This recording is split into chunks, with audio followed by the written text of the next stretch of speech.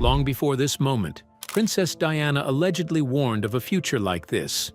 So, was it coincidence, calculation, or destiny unfolding before our eyes, as the monarchy faces its most dangerous turning point yet? Inheritance on ice. In an unprecedented move that has sent shockwaves through the royal family and beyond, Prince Harry's inheritance from his late mother, Princess Diana, has been officially frozen.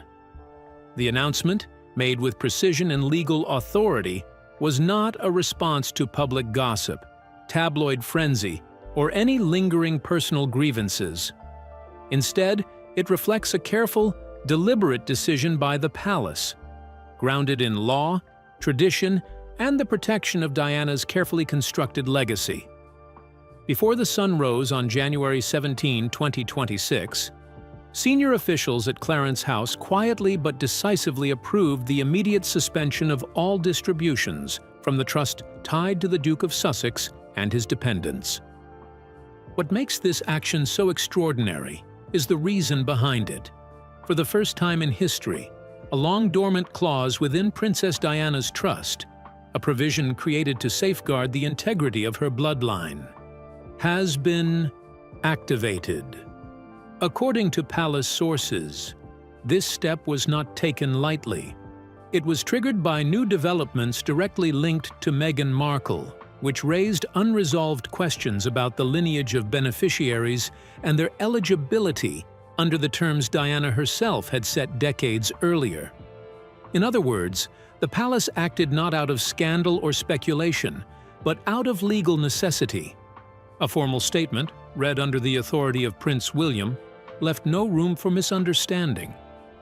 This was a precautionary measure, a safeguard designed to protect the estate and the integrity of Diana's wishes. It was explicitly not a punishment aimed at Harry, Meghan, or anyone else. Yet, in the language of royalty, the implications are seismic. Activating the clause sends a clear message. This is not a mere controversy to be managed quietly behind closed doors. It is a structural concern, one that touches the very foundations of the royal family's future and the continuity of Diana's carefully curated legacy. It is not concerned with behavior, reputation, or public opinion. Its sole purpose is to ensure biological and legal clarity. Until the emerging questions are fully resolved, no inheritance can flow, no trusts can be distributed, and no assumptions can be made about entitlement. This legal action transforms what might have seemed a private or personal issue into a matter of lasting consequence, one that could redefine how the House of Windsor approaches succession, transparency, and the protection of its most cherished legacies. The freeze of Harry's inheritance marks a moment of rare clarity and unprecedented authority within the monarchy. It is a reminder that even in the modern era, tradition, law, and foresight intertwine in ways that can reshape lives overnight. The palace has spoken, the trust has been secured, and the questions now remain. How will the Duke respond? And what revelations might yet emerge from the shadows of the past? Prince Harry's inheritance from his mother has been blocked due to his wife's suspected lineage issues. But why was Harry's access frozen? Is the palace merely punishing him for stepping away from the family? Or could this action have backing from Diana herself? Let's find out. A warning finally realized. The sudden halt placed on the inheritance traces back to an obscure legal device known as Clause 3, hidden deep within Princess Diana's sealed trust. This clause was never meant to police conduct, manage public image, or punish scandal. Instead, it addresses something far more fundamental: bloodline certainty. Clause 3 exists for one purpose alone: to restrict access to the trust unless biological descent from Diana's sons can be clearly and conclusively proven, especially when questions of lineage arise. For decades, the clause sat untouched, almost forgotten, regarded by palace lawyers as an extreme contingency rather than an active safeguard. Its activation now marks a turning point. By allowing Clause 3 to be enforced, Prince William has acknowledged that Diana's long-dismissed concern was not a poetic fear or emotional intuition, but a deliberate legal precaution designed for exactly this moment. Royal archivists have since confirmed that Diana personally demanded the inclusion of this clause in the mid-1990s, during a period when her trust in royal systems had eroded, but her instincts as a mother had sharpened. At the time, she reportedly feared that her youngest son might one day be vulnerable, not to betrayal driven by cruelty, but to confusion created by silence, secrecy, and unanswered questions. She worried that truth, if withheld long enough, could become a weapon without ever being wielded intentionally. When the trust was finalized, Clause 3 was quietly categorized as maternal foresight, an anxious but understandable request from a mother under extraordinary pressure. No one expected it to be used. No one planned for a future in which biological verification would be required to unlock what was meant to be a birthright. That future has now arrived. By triggering the clause, William has effectively transformed Diana's private warning into enforceable law. The trust does not accuse, speculate, or assume wrongdoing. It simply pauses. It demands confirmation before proceeding. Until that confirmation exists, access to the inheritance remains suspended, untouched, and immovable. The freeze itself is not a punishment. It is a procedural standstill, a legal breath held in anticipation of clarity. Yet its implications are profound. What was once a sealed document of protection has become a public signal that questions once avoided can no longer be deferred. In enforcing Clause 3, William has chosen certainty over sentiment, structure over silence. He has allowed his mother's quiet apprehension to step out of the shadows and operate exactly as she intended. And until the truth is formally verified, the inheritance remains locked, guarded not by suspicion, but by a clause written decades ago by a mother determined that truth, whenever it arrived, would finally matter. It is a reminder that even in royal life, time does not erase unanswered questions, and legacies are not only inherited through wealth, but through the courage to confront what history quietly leaves unresolved behind. Unveiling the clause in Diana's will made the freezing of Harry's inheritance possible. But why did the royal family activate such a clause? And what is the legal perception of Diana's action? Now let's dive into how English law gave Princess Diana the freedom to shape her legacy. Power by design. Under English law, Princess Diana held remarkable control over what would happen to her estate after her death. This power, known as testamentary freedom, gave her the legal right to decide exactly who would inherit her wealth, under what circumstances, and on what terms. She could set conditions, impose delays, or even exclude individuals entirely if she believed it was necessary. In England and Wales, the law places very few limits on such choices, allowing personal judgment to guide legal design. This freedom stands in sharp contrast to the rules in other parts of the United Kingdom. In Scotland, for example, close family members are guaranteed a portion of an estate, regardless of the deceased's wishes. England and Wales offer no such automatic protections. There, a will reflects the mind of its maker almost without interference. For Diana, this meant her estate was not just a financial legacy, but a tool, one she could shape carefully to protect her intentions long after she was gone. Because of this legal reality, Diana was fully entitled to build safeguards into her trust. These were not emotional gestures or symbolic warnings. They were lawful mechanisms, written with purpose and foresight. She could require proof, demand verification, or pause distribution if certain conditions were not satisfied. The law allowed her to anticipate uncertainty and plan for it without apology. Clause 3 emerged from this space of freedom. It did not exist outside the law, nor did it push against it. It was carefully constructed, valid in every sense, and firmly rooted in Diana's legal authority. While it may appear unusual to some, it was neither radical nor improper. Many trusts include clauses that delay inheritance until beneficiaries reach a certain age, meet specific requirements, or pass defined checks. Diana's clause simply focused on the certainty of lineage, a concern the law fully permits. What makes Clause 3 striking is not its legality, but its intention. Diana understood that wealth can complicate lives rather than secure them.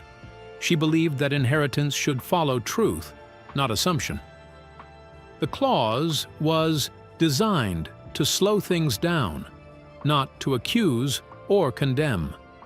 It created space for clarity before access, ensuring that what was passed on rested on firm ground. Far from being imposed by advisors or palace lawyers, Clause 3 was entirely Diana's decision. It reflected her understanding of the system and her determination to use it wisely. She was not reckless with her freedom. She was precise. Every condition was placed with care, every word chosen to protect rather than provoke. In the end, Clause 3 was not extraordinary at all. It was the natural result of a woman exercising her legal rights fully and thoughtfully. English law gave Diana the power to shape her legacy, and she exercised it with intention, foresight, and resolve. But are there other factors beyond the law that reinforce this action? What additional elements buttress Clause 3? Now let's uncover the letter from the past. Diana's warning resurfaces. What finally compelled the Crown to act was not gossip or public pressure, but a piece of paper written in Diana's own hand. It was a letter, personal and unguarded, written in the summer of 1996 and kept quietly for decades by her former butler, Paul Burrell. During a routine yet unusually deep review of royal inheritances, the letter resurfaced.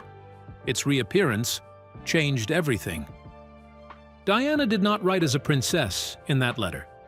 She wrote as a mother who sensed trouble ahead. The tone was calm but uneasy, filled with the kind of concern that comes from intuition rather than proof. She spoke of protecting her sons, not from enemies, but from confusion, secrecy, and truths left unspoken too long. She feared that charm could mask uncertainty, and that silence could one day do more harm than lies. In the letter, Diana described a meeting that had stayed with her. While traveling for humanitarian work, she encountered a blind Tibetan mystic. The meeting was brief, yet unsettling. According to Diana, the mystic spoke of futures shaped by hidden divisions, of bloodlines pulled apart, crowns weakened from within, and truth delayed until damage was already done. The warning was not loud or dramatic. It was delivered gently, almost kindly, which made it harder to forget. Diana admitted she did not fully understand the message at the time. Still, she felt compelled to record it.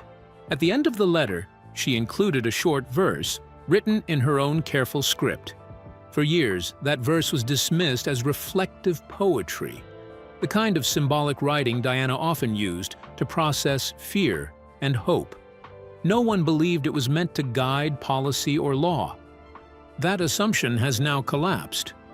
When legal experts revisited the letter, they noticed that the verse had later been mirrored almost word for word in the symbolic language of Clause 3. What once sounded poetic now reads like instruction.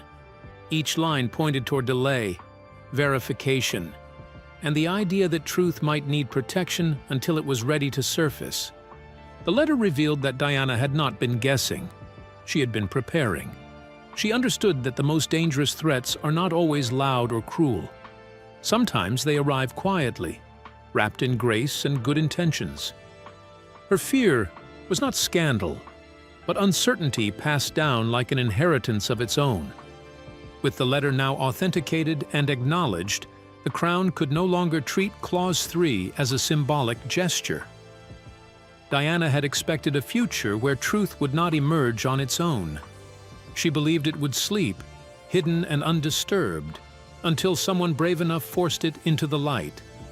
That moment has arrived, turning a private letter into a quiet force reshaping history, duty, and the meaning of inheritance itself today within the royal story, now again. Beyond Clause 3 in her will, Princess Diana had a written letter to support her wishes. But what makes this clause applicable now? Could Meghan be tied to what Diana feared most? Now let's delve into how one quiet claim, timed to the past, awakened a sleeping clause. A claim that shook the throne. At the heart of the unfolding crisis stood someone no one had expected. She was not a royal, not a court advisor, and not a media figure. She was a 29-year-old American woman, known in legal records only as A.M. Until that moment, her name had never appeared in palace files or public debate, yet her calm arrival would quietly shift everything. A.M. did not arrive with anger or spectacle. She was measured, careful, and precise. She claimed in this fictional account to be the biological daughter of Meghan Markle, a claim that immediately carried explosive weight. Her stated birth date, July 1996, placed her existence at a very specific moment in time, a period of transition between youth and adulthood, between one life chapter closing and another beginning. The dates alone demanded attention. What made her presence impossible to ignore was not drama, but detail. A.M. brought sworn statements, notarized records, and a trail of documentation prepared with almost clinical care. She presented DNA test results reviewed by an internationally respected geneticist who testified, within the story, that there was a 99% maternal match linking her to the Markle family line. The evidence was laid out not to provoke headlines, but to withstand scrutiny. Strikingly, A.M. asked for nothing that usually fuels such revelations. She did not seek money. She did not claim titles, privilege, or position. There was no request for inheritance, recognition, or public apology. Her stated purpose was narrow and deeply personal: acknowledgement of truth and access to accurate medical history. She wanted clarity, not compensation. That restraint changed how her claim was received. In this narrative, officials could not dismiss her as opportunistic or reckless. Her tone was steady, her language careful. She spoke less about identity and more about certainty, about the need to know where one comes from and what that knowledge means for health, history, and honesty. The timing of her appearance proved decisive. Her emergence coincided with renewed legal reviews tied to dormant safeguards within royal trusts. The moment A.M. stepped forward, the situation crossed an invisible line.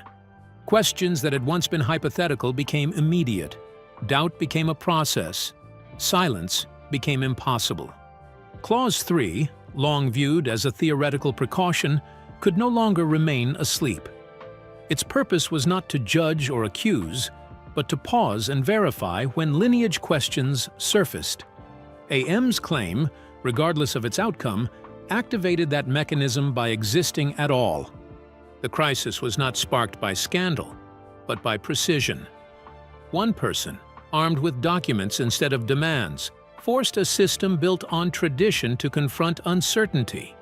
Whether her claim would be proven or rejected was, at that moment, secondary.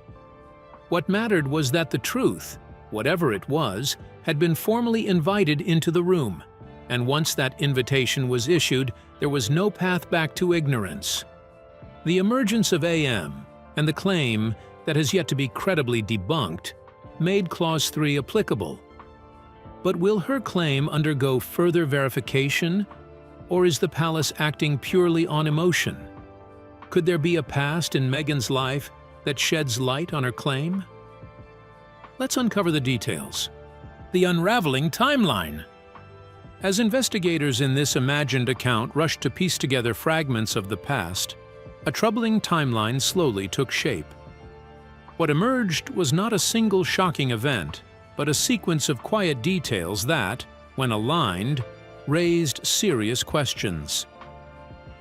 At the center of this fictional reconstruction was the suggestion of a hidden Catholic engagement, and possibly a brief marriage, between Meghan Markle and a man named Joe Giuliano during the mid-1990s. For years, such claims had existed only as whispers. Now, within the story, they were being treated as records worth examining. According to this narrative, the relationship was said to have occurred during a formative period, long before any royal connection. What made it especially unsettling was not romance itself, but what followed. Investigators uncovered references to a sealed annulment request submitted to Catholic authorities. Embedded within that request was a mention of an unbaptized child, a detail that, if true in the fictional framework, carried both emotional and procedural weight. Vatican documents, once dismissed as rumor or misinterpretation, were suddenly pulled back into view. Within the story, archivists began reviewing these records not for scandal, but for accuracy. The Church's processes are famously meticulous, and even sealed annulments leave structured trails. If verified, these records would suggest that key elements of personal history had remained undisclosed for decades. The issue was not morality or private choices. It was a process. Royal systems rely on disclosure during vetting, immigration filings, and marriage preparations. Omissions matter as much as false statements. A past marriage, a child, or binding religious commitments are not judged emotionally. They are evaluated legally. Failing to reveal them, even without malicious intent, is treated as a breach of procedure. That distinction became central. Investigators were not searching for guilt, but for completeness. Within royal law, silence can carry the same consequences as deception. The system assumes that all relevant history is placed on the table, allowing decisions to be made with full knowledge. Anything less introduces uncertainty into institutions built on clarity. The implications in this fictional account spread quickly. Questions extended beyond the past and into the present, touching the foundations of legitimacy itself. If earlier disclosures were incomplete, then later claims, especially those connected to lineage, titles, and inheritance, could be affected. The Sussex line, once thought firmly established, suddenly appeared vulnerable to procedural review. What unsettled officials most was not what might be proven, but what had not been examined before. The chronology suggested that truth had not been hidden behind lies, but behind gaps. And gaps, once noticed, demand to be filled. The investigation did not accuse, it paused. It recognized that even long-buried history can resurface when systems designed for certainty encounter unanswered questions. And once those questions are formally asked, tradition offers no shield against the need for answers. The reality of Meghan Markle's past appears aligned with the claim of the woman, making the activation of Clause 3 seem justified. But what consequences could this clause bring for Meghan? What price might she ultimately pay? Let's find out. Collapse on two fronts. As the monarchy shifted into what insiders privately called legacy lockdown, a meticulous effort to control exposure and safeguard succession, Hollywood began to pull back quietly, but unmistakably. Within the palace, every move was precise, coordinated, and measured. Prince William ordered the suspension of all references, projects, and financial assets linked to the Sussex branch, cutting ties without fanfare but with unmistakable authority. Princess Anne froze charitable engagements that previously involved the couple, ensuring no formal or informal connections remained active. Princess Catherine assumed a posture of deliberate discretion. Her public appearances and statements embodying a carefully curated silence that spoke louder than any announcement could. The message was clear: the machinery of the monarchy would continue without disruption, and there would be no shortcuts, exceptions, or distractions. Across the Atlantic, however, the shift played out in a quieter, more fragmented fashion. Meghan Markle's once formidable network of allies, Hollywood insiders, producers, and industry mentors, began to unravel, almost imperceptibly at first. Tyler Perry, a long-standing supporter, formally stepped back from collaborations. Other high-profile contacts gradually withdrew, some citing scheduling conflicts, others citing professional prudence. Projects that had been in development stalled without explanation. Media platforms paused releases and shelved initiatives. What had once been presented as resilience, a bold assertion of independence and autonomy, now appeared more like isolation, a network of influence slowly evaporating. Within this dual orbit, legal strategy took precedence over narrative control. Silence, which had initially served as a shield against unwanted scrutiny, became a subtle liability. Without proactive communication or reconciliatory gestures, absence from public discourse left space for speculation and growing uncertainty. In Windsor, the approach was defensive but disciplined. Maintain continuity, enforce protocols, and prevent distraction. In Los Angeles, the absence of allies and projects created an unspoken pressure, highlighting the cost of separation in an industry fueled by visibility and momentum. The effect, in both cases, was a closing of doors, but not with drama, shouting, or spectacle. Instead, closures were quiet, deliberate, and final. Professional, social, and institutional gates were shifting behind the scenes, signaling that previous channels of influence, once taken for granted, no longer operated as expected. In this period, the difference between power and presence became stark.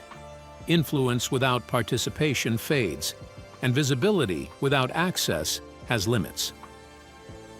The monarchy's controlled containment and Hollywood's subtle retreat converged in an unspoken truth. When structures tighten, connections fray, and silence, no matter how strategic, eventually carries its own consequences. The contrast was undeniable. One empire of tradition fortified by discipline, the other a world of visibility slowly withdrawing. And in both, the future would be shaped not by statements or declarations, but by the quiet weight of doors left closed. Sussex-linked references and assets were suspended, charitable ties frozen, and industry allies withdrawn due to Meghan's alleged actions. But what will be the fate of Harry in this situation?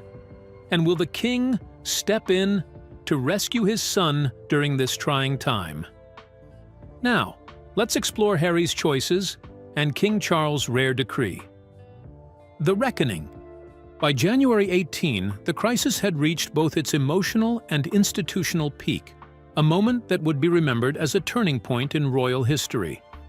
Prince Harry departed Montecito with quiet resolve, moving without entourage or spectacle. He carried little beyond legal papers, correspondence, and, most poignantly, the final will of his mother, Princess Diana, a weighty reminder of both inheritance and expectation. In those documents, carefully preserved for decades, lay the unresolved threads of legacy, love, and lineage, threads that now demanded resolution.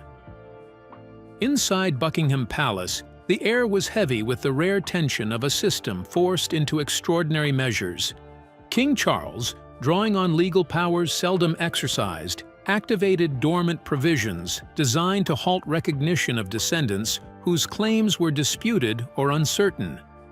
The mechanisms had existed for centuries, but were rarely needed. Today, they were unavoidable.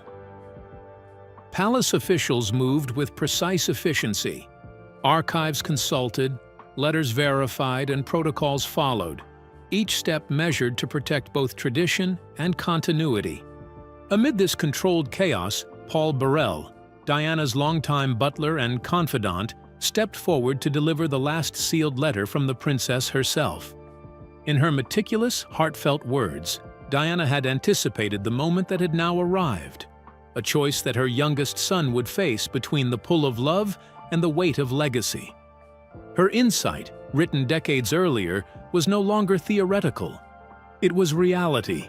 Harry's challenge, long foreshadowed in private correspondence, had become unavoidable.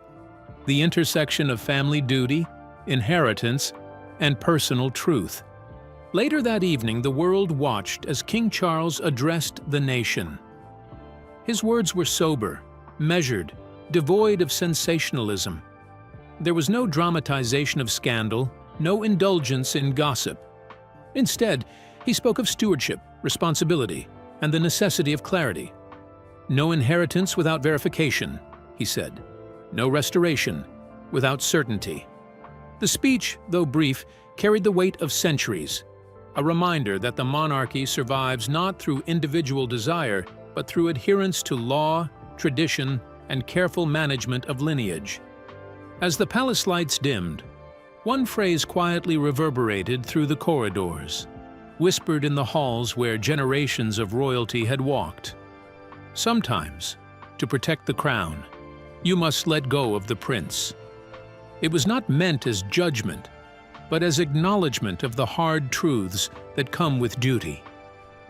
In that moment, the story of fairy tale inheritance, of seamless succession, came to an end. What followed was not spectacle, but reckoning, a careful, painful, and deliberate process of verification and decision. Families, legacies, and lines of succession would all be examined under a new lens of scrutiny. The monarchy's survival depended on clarity and truth, no matter how difficult. For Prince Harry, the path forward was uncertain. For the crown, the message was clear. History, law, and duty would now define the story, and there would be no shortcuts. The reckoning had begun. So, what do you make of Harry's inheritance being frozen because of Meghan's actions? Could they both survive this trying time?